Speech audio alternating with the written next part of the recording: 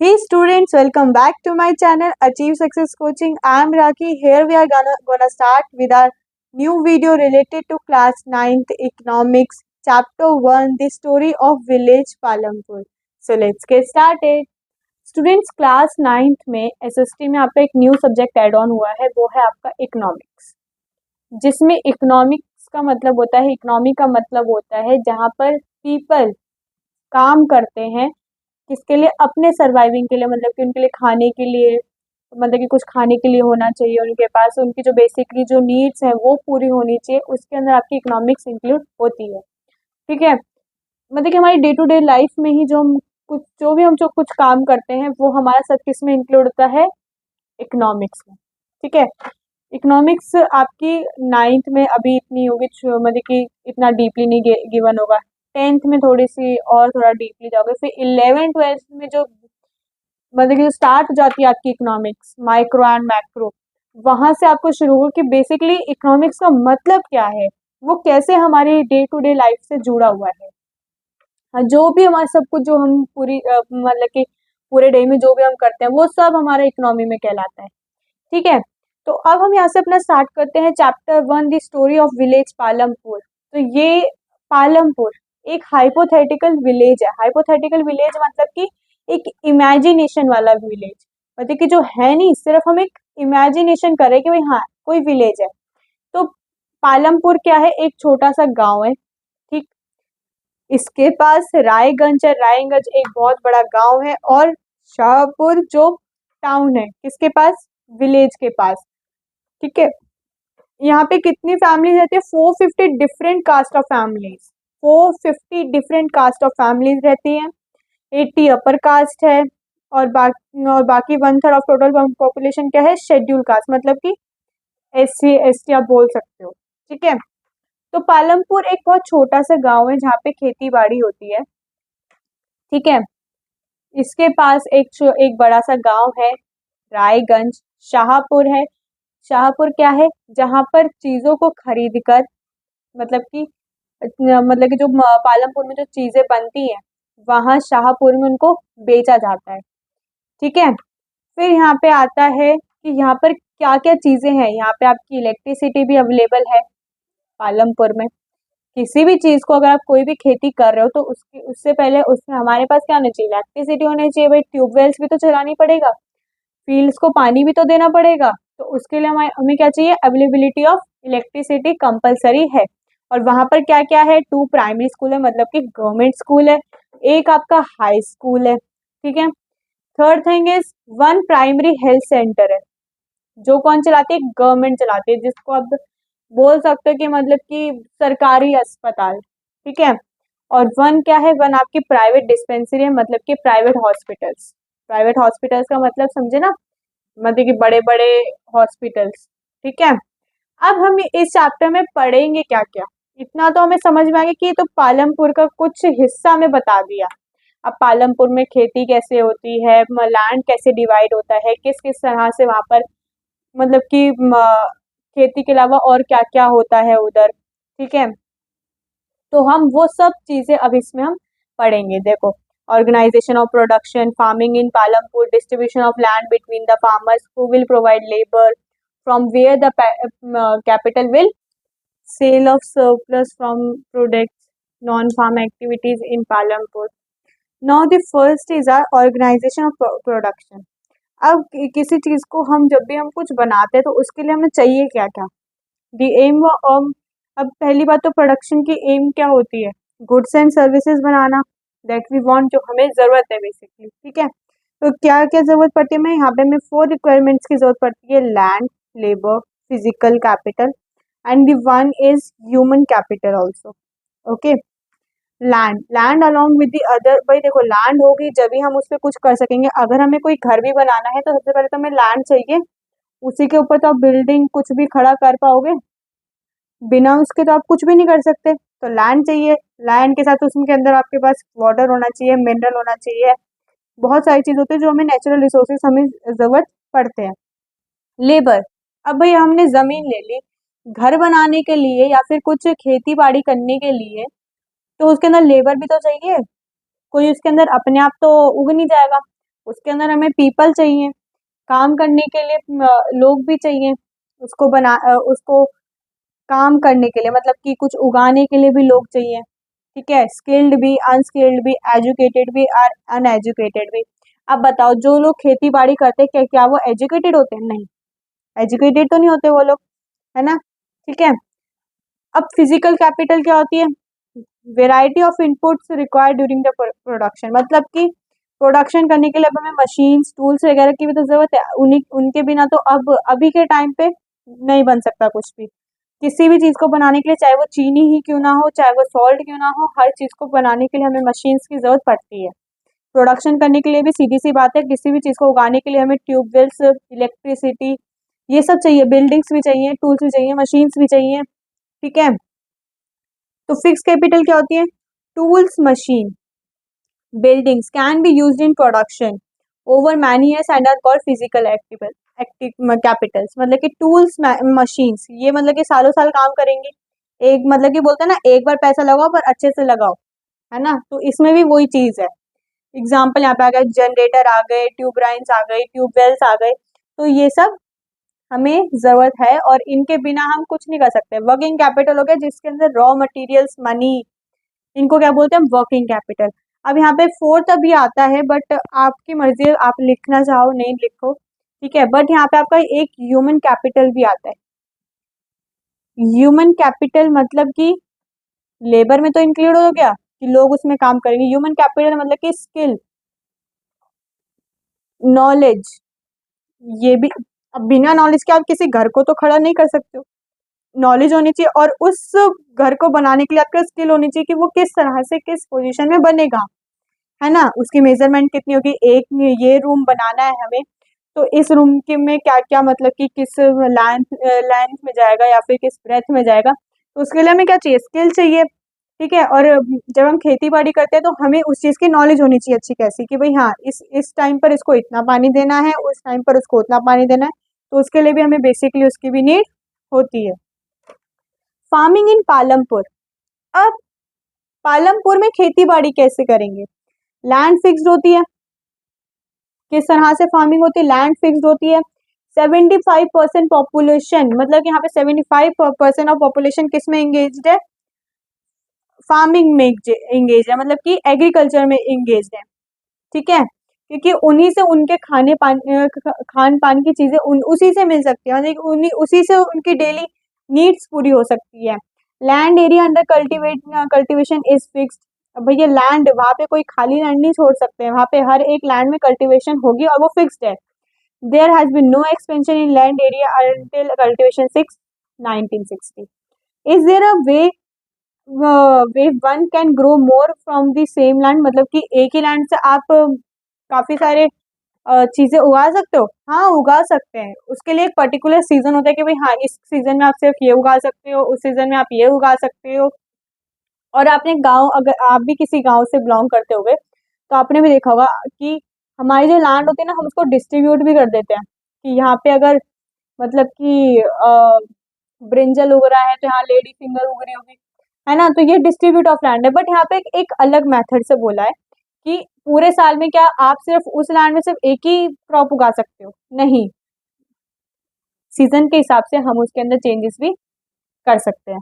देखो, during the rainy season kharif crops आपकी उगती है। उस टाइम पे कौन से क्रॉप्स उगेंगी? खारिफ, ज्वार हो गया, बाजरा हो गया, तो ये रेनी सीजन पे उगती ही उगती हैं। आपने देखा है ना, अब रेनी सीजन चल रहा है तो ज्वार बाजरा खूब मतलब कि उग रहा है। These plants are use as a cattle feed.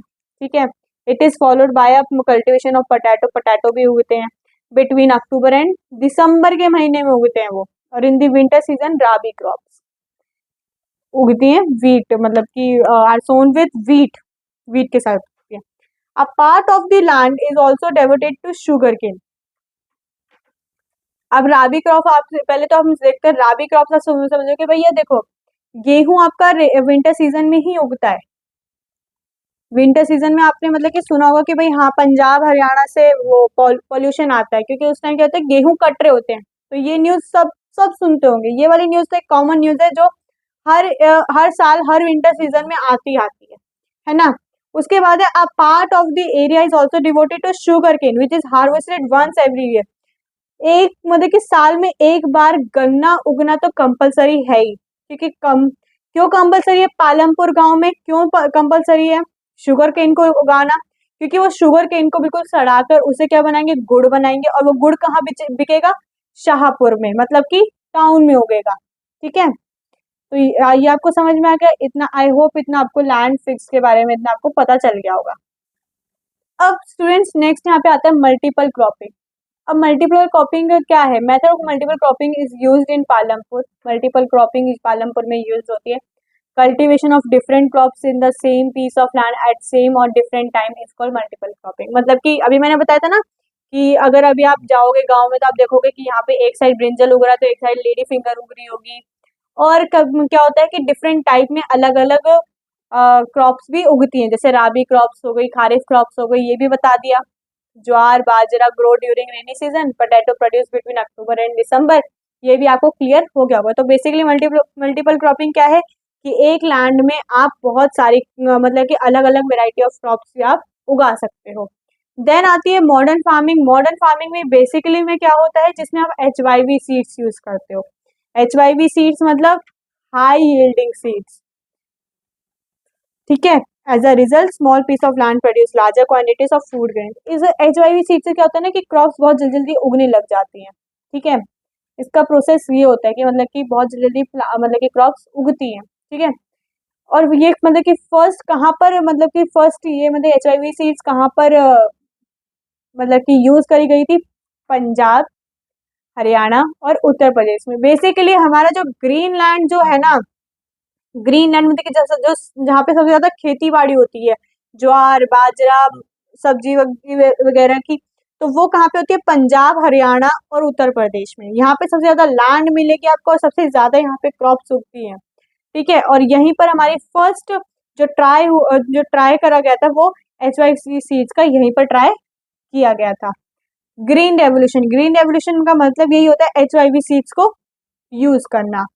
In its facilitate the cultivation of wheat and rice में। बेसिकली व्हीट एंड राइस को मतलब कि बहुत हेल्प करता है, किसका यूज करते हैं व्हीट और राइस में, HYV सीड्स का, instead of the traditional seeds. Traditional seeds को ना यूज करके हम HYV सीड्स यूज करते हैं।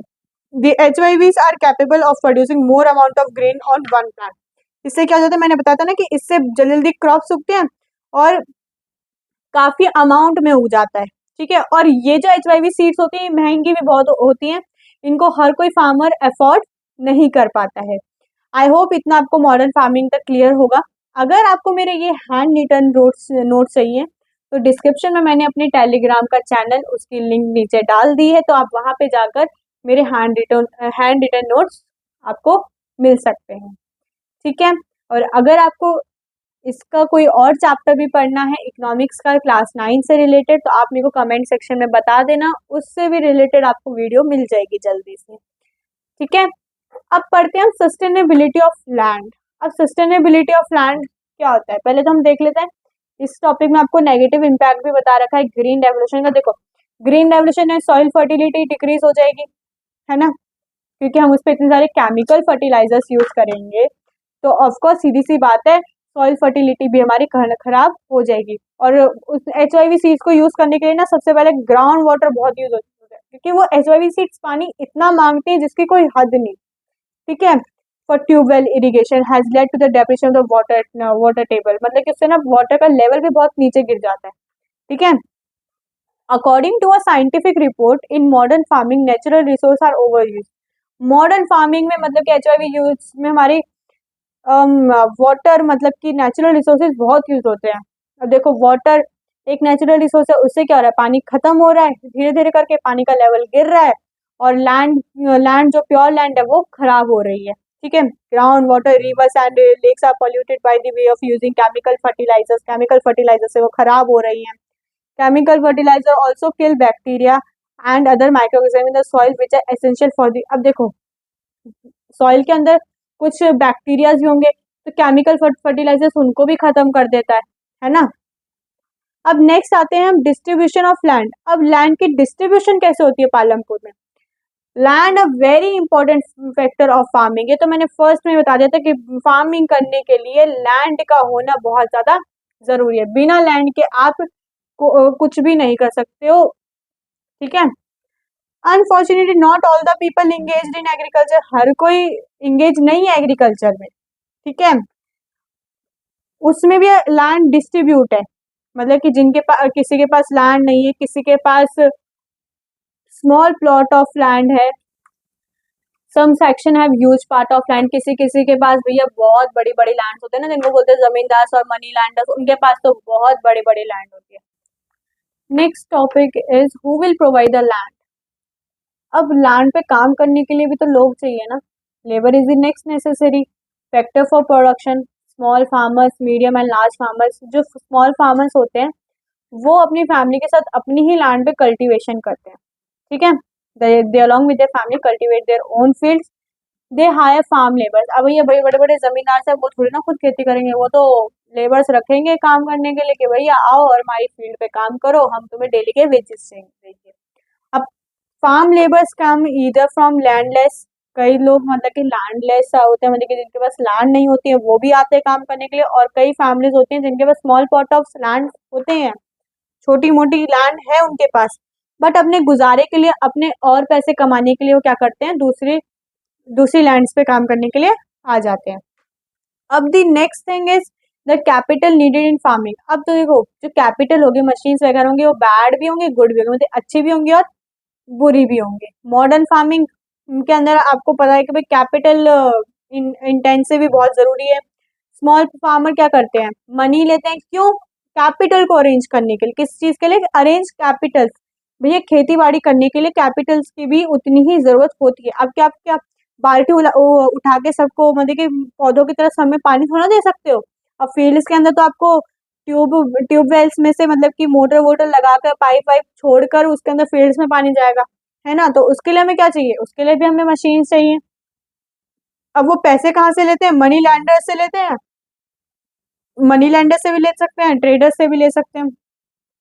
मीडियम और large farmers have their own savings, उनके पास तो अपनी सेविंग्स होती है। They use that as the capital required, भी उनके पास तो पैसा है, वो तो कुछ भी कर सकते हैं, है ना। अब नेक्स्ट आपका आता है इधर sale of surplus form products. अब सरप्लस क्या होता है, the amount of grain left over when requirements have been met, it is called the excessive production.